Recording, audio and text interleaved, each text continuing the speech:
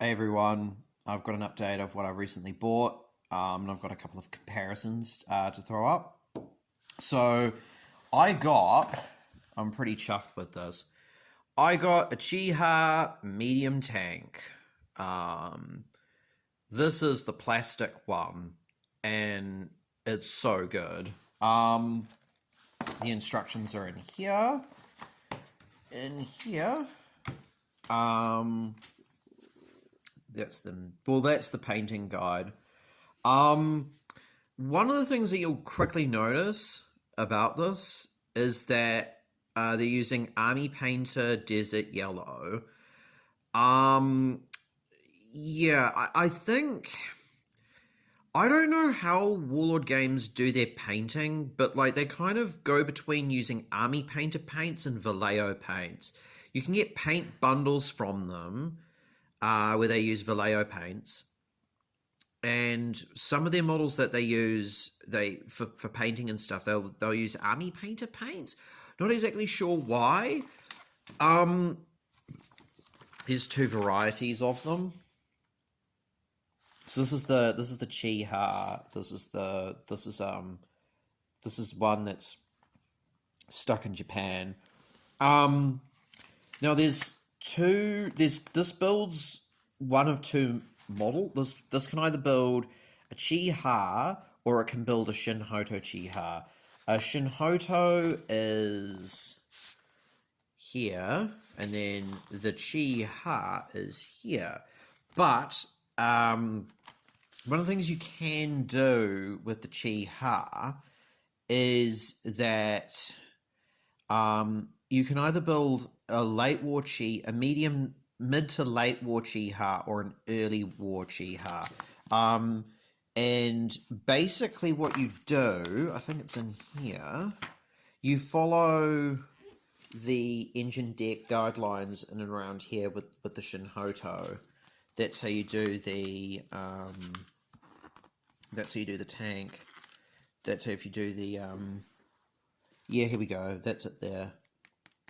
If you want to do a later war one. This is, so here we have, this is the resin one that I made before.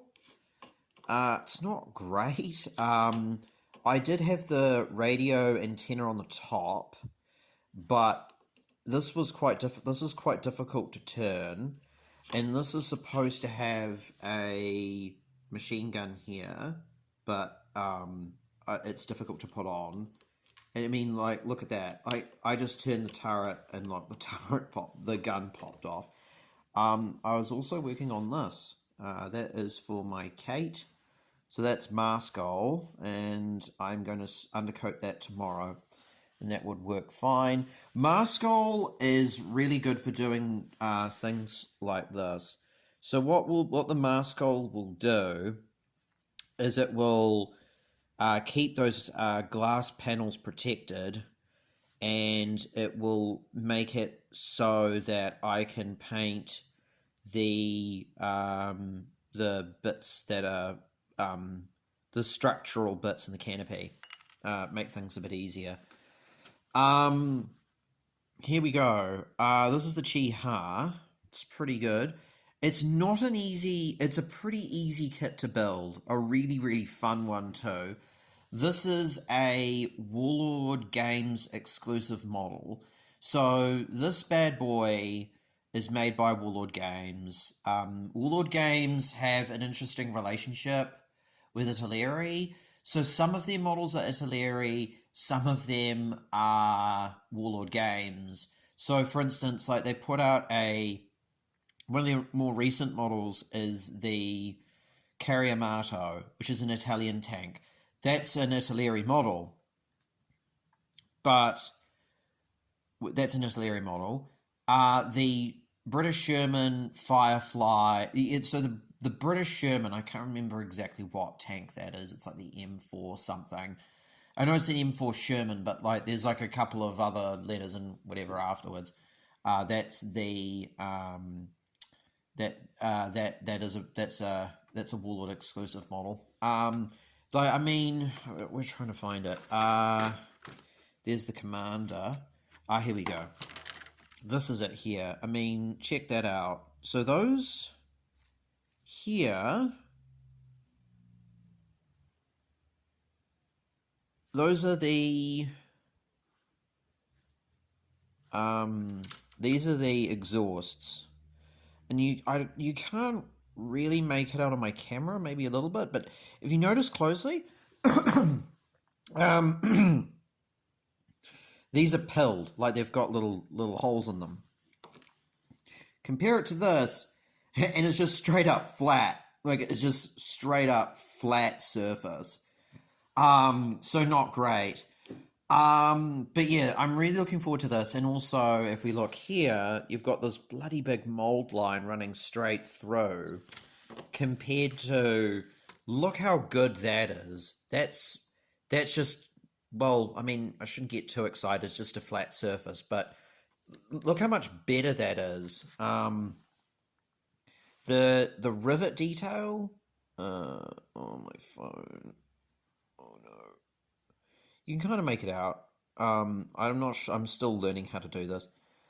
You can kind of see there. I can't get my phone to focus properly. Don't have a camera, so sorry. The river detail's pretty good on this. But yeah, a little background to the Chi-Ha. The Chi-Ha was a really good tank at the beginning of the war. Oh yeah, by the way, I'm watching Rise of the Ottomans. That's a really good Netflix series. Um, the Chi-Ha, I think, from what I understand, in the beginning stages of the Second World War, was a pretty okay tank.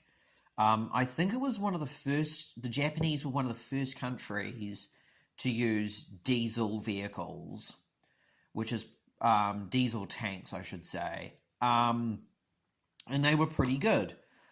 The problem, the reason I'm not exactly sure. I mean, like Potential History did a very good video on Japanese tanks. His argument was as why the Japanese didn't fully go deep into tank production. It does make quite a bit of sense. Is that where they were fighting, they were like, you're not going to, you can't fit a tiger in the jungle very easily, unfortunately. So it made sense to have loads of little tanks, medium to light tanks, that you can kind of just chuck into a moment's notice and start deploying those, because you can zip around in them. They're perfect. Really easy to move, really effective little models. They were really effective in the beginning stages of the war, but as the war went on, they basically ran into problems with Shermans. Once Shermans started to roll into the Pacific War, they started to run into issues, because the armor on these isn't very good, and as you can tell, it's riveted design, so the Shermans were welded steel. And then as the war continued, they were like, well, we need to upgun them. And then that's why they moved on to that gun there. Yeah, I think they were okay like I said before, they were okay at the beginning of the war, and then they very quickly showed their age as the war continued. One of the things that the Japanese were really, really good at was, particularly in Singapore, is that what they were really, really good at was they were very good at ambushing tanks. They were very good at sending tanks into places where the Allies didn't expect them. But then as the war went on, they, have fun when the Australians were rocking Matildas, who had incredibly good armor, not the greatest gun, but you're fighting. I think the Chi-Ha was first designed in the 30s. The Matilda was, I don't know, like late 30s, 40s. The Matilda could handle them no problem at all. Like, you're not doing too much against a Matilda. Yeah, and they basically went the way of the dinosaur, basically. The Chi-Ha, there's two variants of it. So this is the Chi-Ha. Obviously, you can make Shin Hoto. There's another model that you can make as well, which is, It's a resin model. So it's basically, it's called a Ho-Ro. And what a Ho-Ro is just imagine this, same chassis, same everything, but it's a self-propelled gun. So it's got an armored canopy with a howitzer. And I think they made about 50 of them. And they got smoked. They were in the Philippines in the latter stages of the war. So they had them, but not in any like large number to really be a massive threat. Which is one of the things which I think I've mentioned in previous videos. One of the issues with playing a Japanese army is that a lot of their models are paper vehicles. So there is the second, I don't know if you can call it this the first generation, but there is another type of Chiha. I can't remember what it's called. I think it's called a Kaimi, and that's basically a Chiha, but instead of looking like with rivets and stuff, it's basically a one piece. It's welded steel, I think it is. It's all molded in one piece. It's like similar technology to what you'd find in Sherman. Yeah, and what else have I picked up? Here are the unit cards. So yeah, this is also another advantage that you'll quickly find with if any of you are interested in playing Japanese vehicles. One of the big advantages is, here we go, so this here is this is the moneymaker right here. So for a veteran one of these, it's 186 points. It's 186 points to run one of these. And that's a veteran one. So I haven't played a game of Bolt Action yet. So take my word with a grain of salt. But I have looked at some of the other stuff. If you want more information, I would suggest talking to someone like Hollywood Wargaming. A veteran for 186 points is very cheap with a pretty okay anti-tank gun.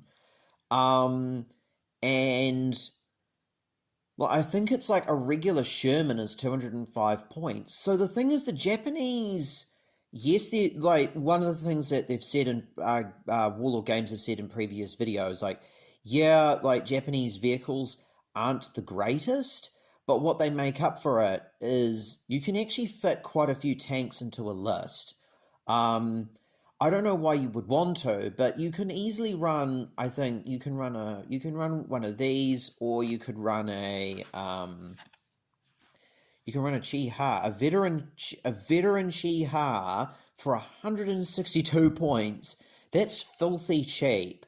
You could run like maybe two veteran Chihas in maybe about in a 1,000-point list with two reinforced platoons, like pretty easily. So these guys are like filthy cheap. But they will go down with like a gust of wind if anything catches them on a bad day. So I wouldn't recommend, I don't know, maybe give them a try. I mean, if you're interested in starting up if you're going into Bolt Action, you get one of these in the starter set. So I don't know, make it a veteran and see how you go. I don't think you'll be put too wrong using a veteran Chiha. I also got this as well. Japanese Vehicles Early. This is from AK Interactive. AK Interactive are really, really good. So we've got, khaki, we've got Japanese Army dark green, bright yellow. This is it on the back of the box. I'm probably going to go for that tank there. The thing is, and I'd like to hear what somebody else say. From what I understand, the Japanese did use a khaki color, and I think you could probably get away with it with the colors that are in this box. Now, if anyone who's starting up, no, I'm pretty Ruby. I'm a bit of a noob. So, but one of the things I have painted Warhammer and stuff in the past, and I would recommend, this has got bright yellow in it. Yellow is not a lot of fun And if you are going down that path, I would recommend doing a Everland Sunset coat first of like where you want your yellow design, bright yellow, and paint that in, and then do the bright yellow, a couple of coats over the top maybe. I don't know. It's up to you. This is, and I also got this, the Special Naval Landing Force. I don't know what they are in Japanese. These guys were basically like the American equivalent of the... These guys are like the Japanese equivalent of the American Marines, except...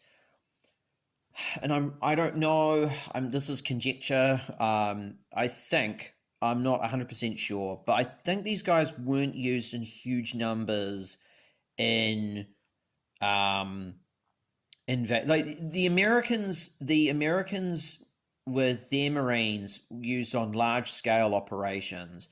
The Special Naval Landing Force, I think, were more that they were smaller numbers of them. I think they were a little bit more specialized than the American Marines. These guys, this sprue here is the exact same sprue as the Japanese infantry set. So don't be going out there and thinking, oh, you're going to get a new sprue or whatever. It's the same one, but you do get an upgrade pack. And the upgrade pack is in here. And it comes with a whole ton of heads. Remember to wash these first. Oh, well, this obviously isn't a head. These guys come with gas masks. That's how you one of the differentiating factors of Special Naval Landing Force to regular Japanese infantry. These guys are Navy personnel, and I think I've mentioned in previous videos, the Navy and the Army both hate each other, and these are their heads. Remember to wash these and use super glue for them too. These guys, the other things that differentiated them from Japanese infantry from the IJA was that they wore olive grey, an olivey green, and they had black boots. I picked this set up for, I think it was $64 New Zealand, which is not too bad. Unfortunately, stuff here's gone up in price. But the crazy thing is that the Japanese infantry from the IJA guys, they're 75. These guys are 64. And I think you get the exact same number of figures, and you also get an upgrade sprue too. So technically, you could run these guys as just IJA and save $11 if you were playing Japanese, and you also still get a unique officer and a few other things as well. So it's not necessarily like a giant win-win. I think there's a guy with a katana on there. There's another guy there. He is Special Naval Landing Force, but I reckon you might be able to get away with calling him a Kempeitai, I think it's called. Kempeitai are basically like the Japanese equivalent of the NKVD. So they're not really great soldiers, but they do, in terms of the tabletop, they provide your guys with like a morale boost. They're basically the Japanese secret police. Yeah, so anyway, I'm off to see Fast and the Furious 9. It's a quiet Saturday in New Zealand. So yeah, I'm keeping my mind open. The other ones have been ridiculous and fun, and of course stupid. So I'm off to see that, and I'm hoping to do some work on this bad boy tonight and watch some Ottoman Rise of Empires Ottoman. On Netflix as well, there's another really good series I would recommend on the Sengoku Jedi period. That documentary series is so good, and I would highly recommend anyone with a Netflix account see that. Okay, so I'm off, and I hope everyone's having a good time out there in the big wide world, and I'll talk to you soon. Bye.